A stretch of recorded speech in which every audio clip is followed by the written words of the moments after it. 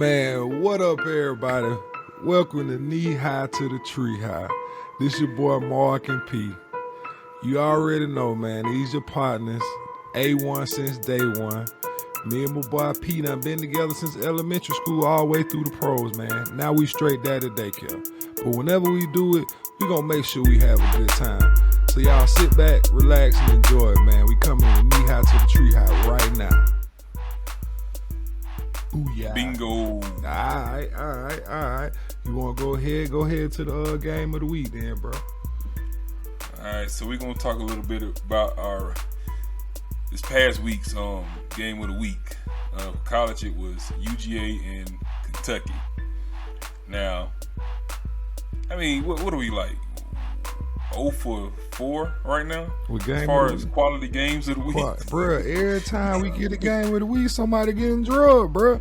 It just need to be game of the week. Game of its week. You just need to say the game this week. Yeah, the game this week, because the game of the week been weak. You know what I'm saying? Man, like, everybody getting drugged, bro. I mean, I don't know what it is. I mean, it was prime time, so it was like, it could still be sleep.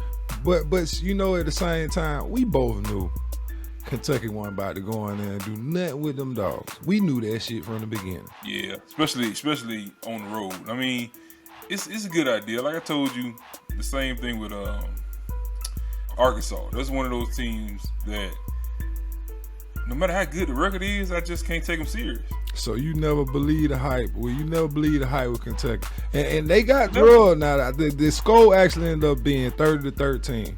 You know, so the dogs completely manhandled the whole time. So it was never really close, and we saw that from the beginning. Yeah, they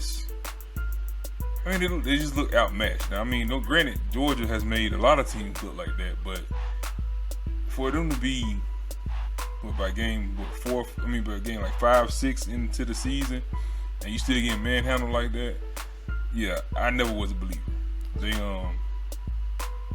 But Kentucky came in undefeated, bro. They came in undefeated.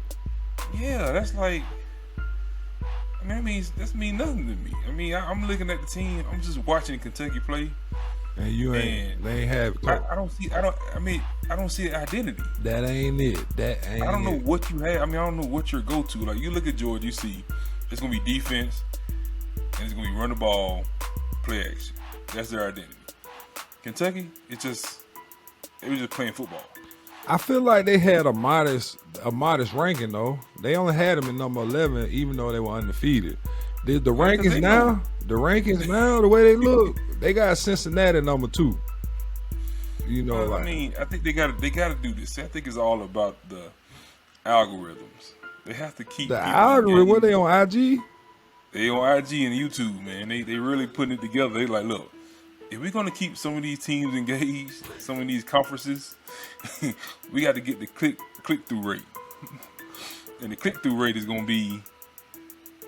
Let's throw these boys up here at number 2 right quick.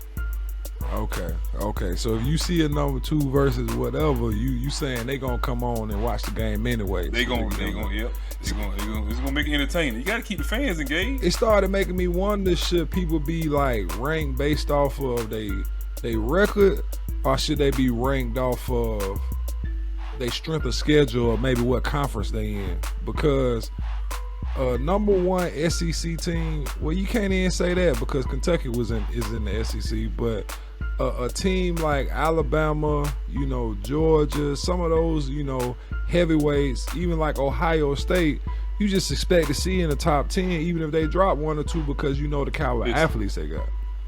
Listen, I might be biased. It should just be SEC football and then everybody else after that. Bruh, you saying it's the SEC network? I'm saying that the only team that shouldn't be in the top 25 is Vanderbilt. It should go all SEC schools first. Rank those schools first, and then everybody else just add to it after that. After that, you can pick a spot. After they get there, pick whatever spot you want. After that, they got probably about 10 more spots for them, huh? But that's how. Even though I'm being facetious, that's like really.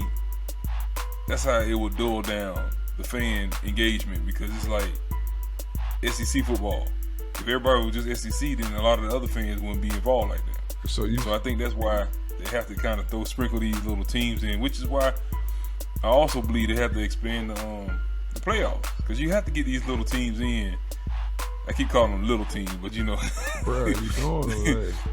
Yeah, you have to get your little team, bro. Anytime somebody throw that little in front of what they saying, they really throwing shade. You feel me? Shade, they throwing a little shade on you. I'll pay attention to that. Nigga. Oh, I like your little job. You know what I'm saying? Oh, I like that little hairdo you got. You know what I'm saying? Mm-hmm. They throwing that shade. It's a little shade, but I mean, it's the truth. I mean, you can't really take them serious until they actually become serious. Like playing against, I can't even tell you who they play, but until you play the big dogs, the top dogs in the college, you can't take you serious. I mean, you see Kentucky. Yeah, I mean, we already knew it was gonna happen, so let's not even harbor on that, because I don't even think Kentucky was the story. I think what the real behind the scenes is going on right now is the quarterback situation down there in Georgia. You know, of course, everybody know that JT Daniels was the starting quarterback at UGA, and now he hurt his lat. For all y'all who don't know, the lat is that big muscle in the back here on your arm. You know what I'm saying? You know, your lower back, shoulders connecting and all that, so it causes a lot of pain, especially for the quarterbacks. But, you know, he's been out, but now you got Stetson Bennett coming in, and he looking good. You know what I'm saying? He went 14 for 20 this week with 3 touchdowns, about 250 yards. That's a solid game. So now you got to start scratching your head and wondering, you know, do we leave him in or do we take him out whenever JT Daniels is healed up and put him back in the starting position? What you gonna do, Pete? I mean, the rule has always been you don't lose your job to injury. That's a rule of thumb. That's like that's a golden rule. Yeah, that's like a rule of thumb, you know. But you might not lose your job to injury, but you could definitely be on a very short lease. I mean, I just don't understand. I don't know. I mean, granted, they wasn't losing with him. Yeah, they were undefeated. Been undefeated. Yeah, they both. So it's not like they was losing, and then Stetson came in, and they start winning. But you just gotta keep with. You gotta. I mean, that's a job that's why Kirby get paid the big bucks. Yeah. He make those decisions. Yeah. Because me personally, I'm riding the wave. You riding the wave, bro? I'm riding the wave. Don't say that. Well, speaking of the wave, let's kind of pivot a little bit. You know, we're gonna wrap up with the game of the weekend and kind of get into a little bit more quarterback controversy, because there's another big time quarterback at another big time school, and I'm talking about the Oklahoma Sooners, where, you know, they had to bench their, you know, Heisman hopeful or preseason Heisman hopeful for a true freshman right now.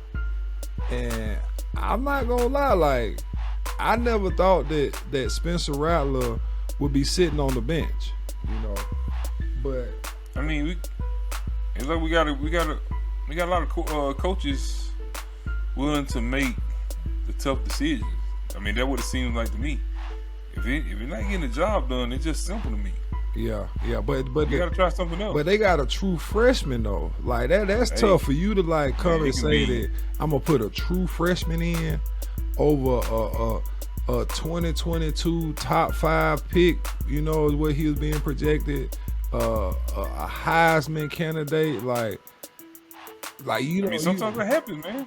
I mean, that's why a lot of people don't understand there is still a lot of politics in college football because of that reason there alone. So, but if you get past all the politics and you really looking at who's producing, you got to make that call sometimes. So Spencer Rattler, he leaving. Does he leave? Does he stay? Does he go? You know what I'm saying? What he gonna do? What he got? Man, listen.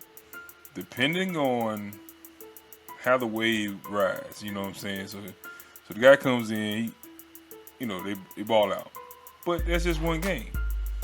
Next game he can go out there and stink up the field, and now he's back in. So I mean, you don't jump ship right away. You kind of let it play out for a few games, and if you see the writing on the wall, then it's time to say, you know what, transfer portal, here I come. Hey, I'm gonna tell you right now, if I had to pick, I'm making that same pick because I like Caleb Williams right now, and the main reason why I like Caleb Williams because he was feeding my dog Jaden Hazelwood. Jalen. Hey, boy, Jaden got straight up 3 touchdowns this weekend. If y'all don't know, Jaden Hazelwood, one of the best wide receivers, and he just been sitting over there hiding in Oklahoma, man. I didn't really feel like they were giving him the touches that he need because he's been a big-time playmaker since I've seen him play football. And if y'all don't know who he is, please go watch this man. I literally didn't watch football after I retired. And my dad called me one time and was like, hey, you need to come to one of these high school football games. This boy going crazy. So I go out there, and this is 9th grade year. And I'm talking about this boy putting up 3-4 touchdowns on varsity against great teams, you know what I'm saying? And been playing like that since I know him. So when he went to Oklahoma, I was looking for big things from him. And for some reason, Spencer Rattler wasn't finding him enough. Not for me, you know what I'm saying? Yeah, I mean, he came off. He got injured. Was that last year? Yeah, he did come off a knee injury. He did come off injury, so I mean, I think he's still working his way back in. I mean, like I said, I had high expectations as well because Oklahoma they just known for throwing the ball around to everybody. Yeah. So I thought for sure he was going to at least get him about 7, 8, 9 touches a game. Yeah, man. Easy. Give my dog the ball, man, and watch him ball is all I'm saying, bro. You know what I'm saying? Yeah, he definitely had a great game. So I mean, it looks promising. So that's why I say, if I'm the coach, I gotta ride the wave, man. When somebody goes down, or I make the switch, and they start working in my favor, then I gotta ride with it. Nothing is set in stone. This whole you gotta be the QB1 and you gotta be this and there has to be this number 1 player. Like, to me, that's just all smoke. Like, you really should just sit down and it almost should be almost week to week, to be honest. Yeah. I'll take that, but it ain't the NFL, so I think they give them a little bit more time. But to be honest, with the transfer portal like we talked about before, I don't know how much time they're gonna leave on board because it looked like a lot of people will jump ship as soon as they don't like the way the boat rocking. You feel me? Yeah, I mean, that's something that we wasn't privy to back in the day. You know, we didn't have that option. We was locked and loaded. If we transferred, guess what? You sit out the whole year.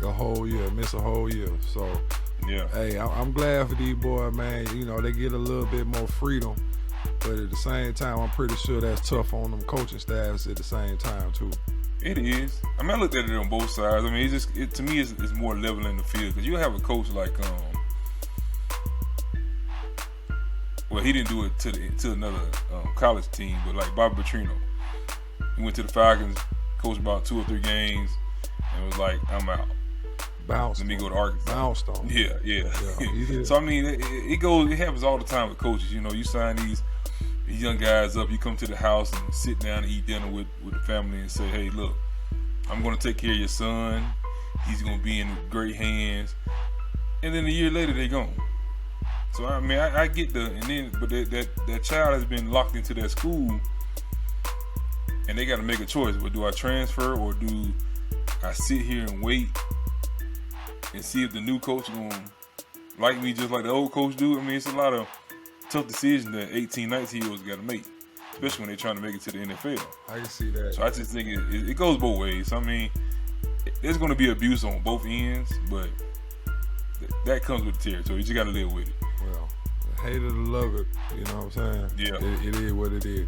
Well, that's our NCAA game of the week this week, man.